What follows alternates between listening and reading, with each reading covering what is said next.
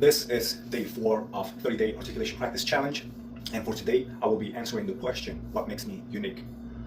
I thought about this question for a little bit, and I think it is best if I share my personal story. So, I was born and raised in Tashkent, Uzbekistan. Uzbekistan is a country that is located in Central Asia that used to be part of Soviet Union. And in 1991, Soviet Union collapsed and our country gained its independence. And 2 years later, I was born.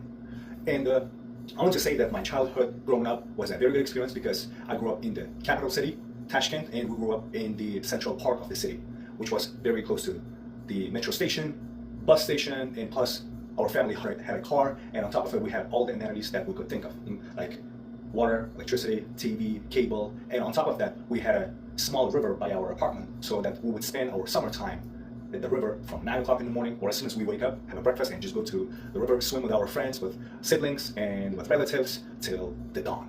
So that was my childhood. While I was a little child, my parents did a very good job of instilling a religion into our minds. And for some reason, I was very disciplined in religion, meaning I practiced 5 times a day, and on top of that, I tried to read different religion books. It wasn't forced upon me, but I was just curious. And there would be some times that I remember I would be playing soccer with my friends outside, and there would be time for prayer. And my friends would be kind of asking me to stay longer to play, and something inside of me would want me to stay longer and play, whereas some other part of me would want me to go and pray. And more often than not, I would listen to the part that wanted me to go and pray.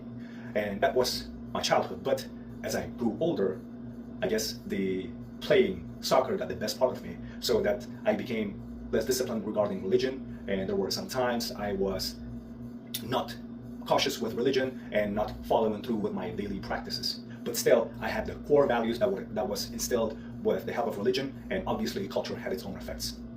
And another thing that my parents did a very good job of was that my father took me and my brother to a karate sessions, and he signed up us for karate trainings, which was 3 times a week. And we were initially forced to go to those trainings, and after some time we've gotten too used to it, and then we slowly got accustomed to it, and we learned how to defend ourselves. But unfortunately, another cousin of ours joined us after a year or year and a half, and he was a bad influence on us.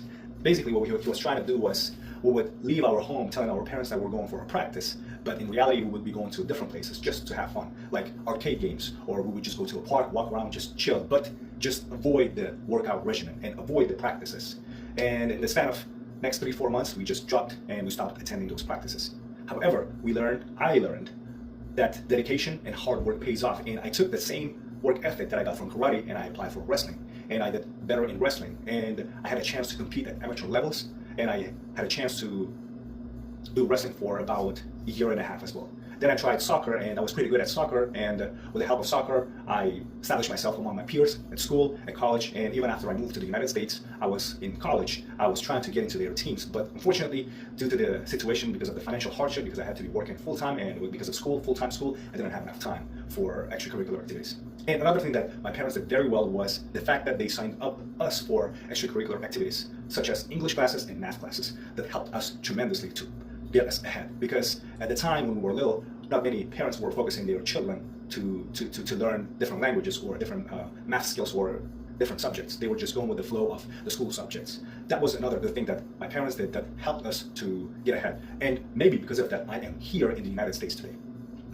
And fast forward, I moved to the United States in 2016, and initially I was struggling a little bit because I was all by myself, and all I was doing was just go to school and go to work, go to school, go to work, and it was kind of dawning on me. And I was in a pretty dark place.